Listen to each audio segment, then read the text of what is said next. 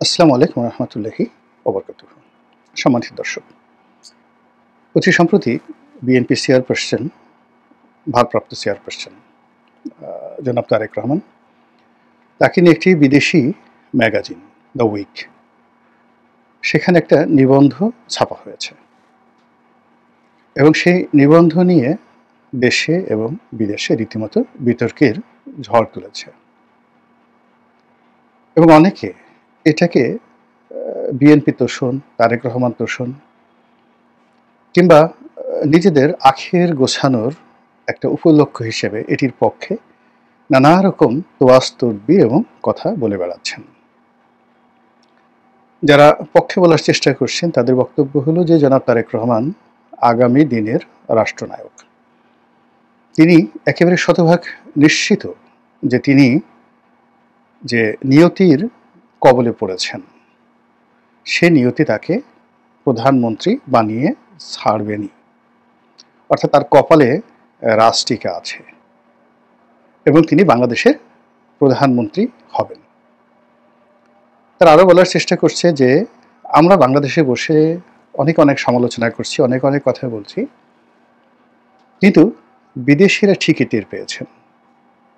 বিদেশিরা টের পেয়েছেন যে বাংলাদেশের জনগণের মধ্যে তারেক রহমান সাহেবের গ্রহণযোগ্যতা বাড়ছে, তার সম্মান মর্যাদা বৃদ্ধি পাচ্ছে এবং তার জনপ্রিয়তা রীতিমতো আকাশ ছুঁই করছে। ফলে এই অবস্থায় আগামী দিনে যে প্রধানমন্ত্রী, সেই প্রধানমন্ত্রী পদে জনাব তারেক রহমানের ধারের কাছে কেউ নেই। অধিকন্ত তিনি সময়ের প্রয়োজনে, নিয়তির প্রয়োজনে নিজেকে বাংলাদেশের সিংহাসনের প্রধানমন্ত্রী পদে এতটা অনিবার্য করে তুলেছেন, এতটা গ্রহণযোগ্য করে তুলেছেন যে এই মুহূর্তে প্রকৃতির হাতে আর অন্য কোনো বিকল্প নাই। তকদির তাকে এখানে নিয়ে এসেছে, এই মোটামুটি কথা। তো দ্য উইকে যে প্রতিবেদন ছাপা হয়েছে, এখন যারা বিতর্ক করছেন তাদের বক্তব্য হলো যে এটি একটি ব্রিটিশ ম্যাগাজিন, অপরপক্ষ বলছে যে না, এটি ভারতীয় ম্যাগাজিন। যাই হোক না কেন, এখানে যিনি লিখেছেন একজন ভদ্রমহিলা এবং তিনি ভারতীয়।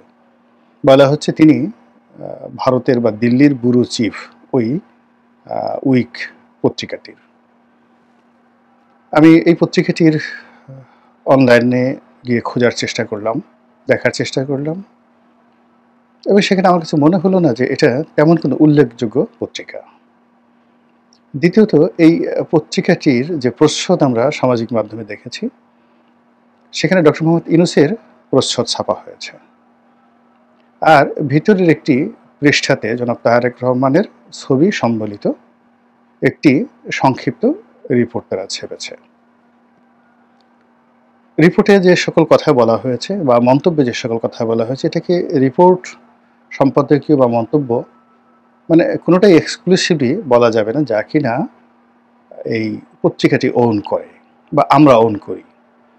এখানে ভাষা মানুষের আবেগ, অনুভূতি, পরিবেশ, পরিস্থিতি এগুলো নিয়ে একেবারেই ভাষা কিছু মন্তব্য করা হয়েছে। বিএনপির পক্ষ থেকে দলগতভাবে এটিকে নিয়ে এখনো পর্যন্ত আধিক্ষেত্তা দেখানো হয়নি, কিন্তু ইতিমধ্যে ফেসবুকে ঝড় তুলেছে, ইতিমধ্যে সামাজিক মাধ্যমে আলাপ আলোচনা হচ্ছে এবং যারা আমরা কন্টেন্ট তৈরি করি আমাদের মধ্যেও ব্যাপক সাড়া ফেলেছে পক্ষে এবং বিপক্ষে।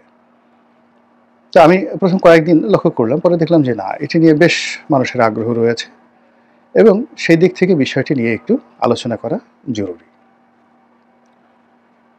যারা অভিযোগ করছেন যে তারেক রহমান সাহেব আসলে বাংলাদেশের প্রধানমন্ত্রী হওয়ার উপযুক্ত নন, ইতিমধ্যে বিএনপি বিরোধী একটা বিরাট চক্র সামাজিক মাধ্যমে অত্যন্ত সক্রিয়। তারা যে যেভাবে পারছেন বিএনপিকে ছোট করার জন্য, হেয় করার জন্য নানা রকম কথা বলে যাচ্ছেন।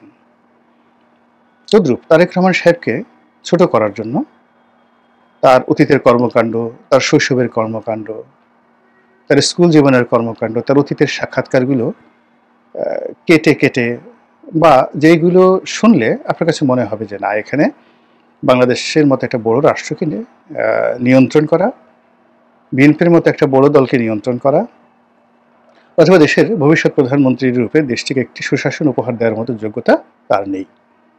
ওই বিষয়গুলো একত্র করে অনেকে যে যার মতো নেতিবাচক প্রচারণা চালাচ্ছেন বিএনপির বিরুদ্ধে এবং তারেক রহমান সাহেবের বিরুদ্ধে।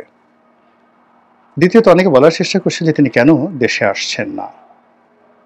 তিনি ভয় পাচ্ছেন, অথবা তার সেই সৎ সাহস নেই, অথবা তার দলের মধ্যে এত কমপ্লেক্স তৈরি হয়েছে, ডিফিকাল্টিস তৈরি হয়েছে, এগুলো তিনি আসলে এই সমস্যাগুলো বাড়বে বই, কমবে না।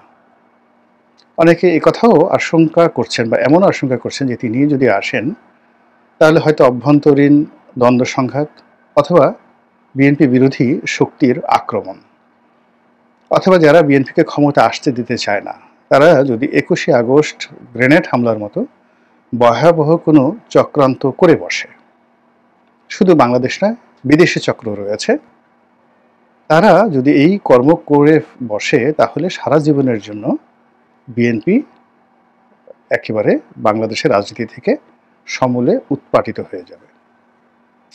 তো কাজেই তাকে বাংলাদেশে আসার জন্য পরিবেশ দরকার, পরিস্থিতি দরকার, রাষ্ট্র ক্ষমতা হাতে দরকার, এবং তার জন্য সবচেয়ে নিরাপদ হলো দেশে একটি সুষ্ঠু নির্বাচন হবে, তিনি ওখানে বসেই পরিচালনা করবেন।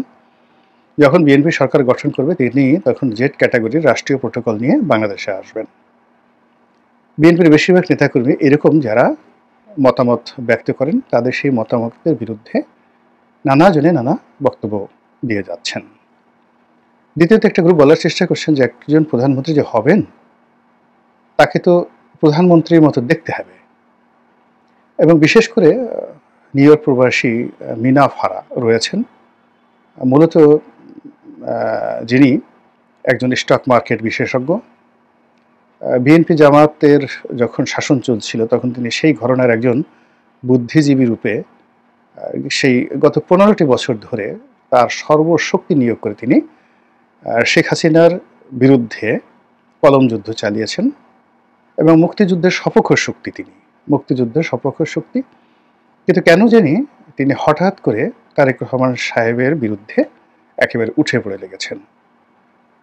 অত ভিউ হচ্ছে না, পিনাকির মতো তার অত ভিউ হচ্ছে না, বা অন্য কনক সরের মতো তার অত ভিউ হচ্ছে না, কিন্তু তার সে বক্তব্যগুলো জায়গায় জায়গায় মতো কিন্তু পৌঁছে যাচ্ছে, এবং তিনি সেখানে জনাব তারেক রহমান সাহেব সম্পর্কে, বিএনপি সম্পর্কে,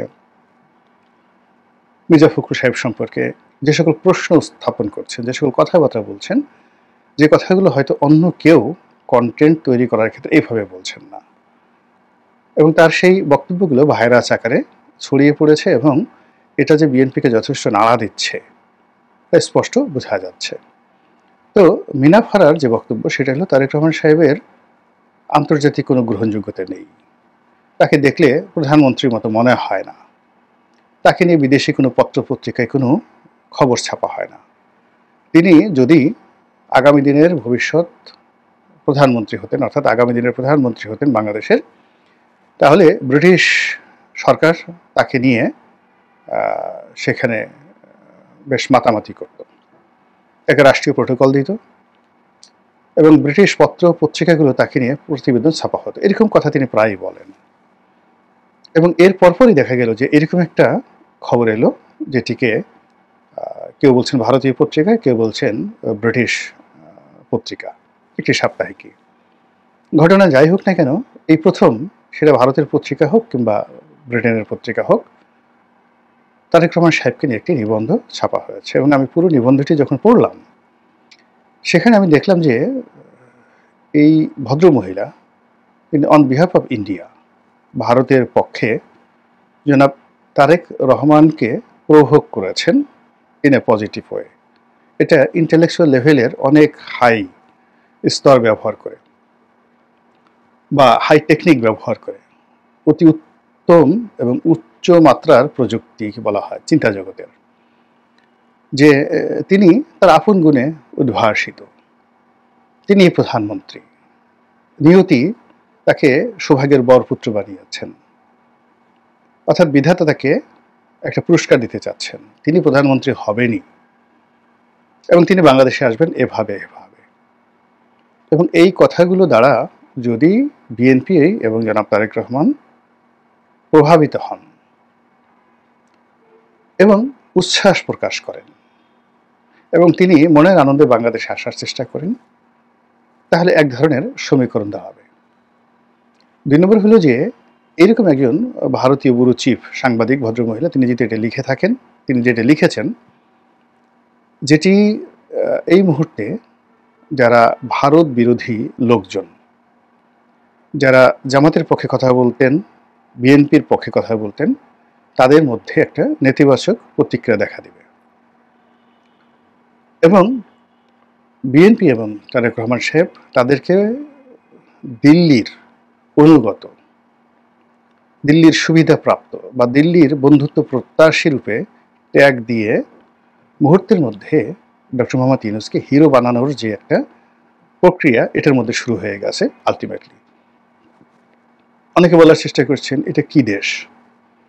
এদের কি কোনো ইমান আছে যে শেখ হাসিনা এ রাষ্ট্র পরিচালনার জন্য, রাষ্ট্রীয় মধ্যমেয় খাওয়ার জন্য পুরো দেশটাকে দিল্লির কাছে ইজারা দিয়েছিল?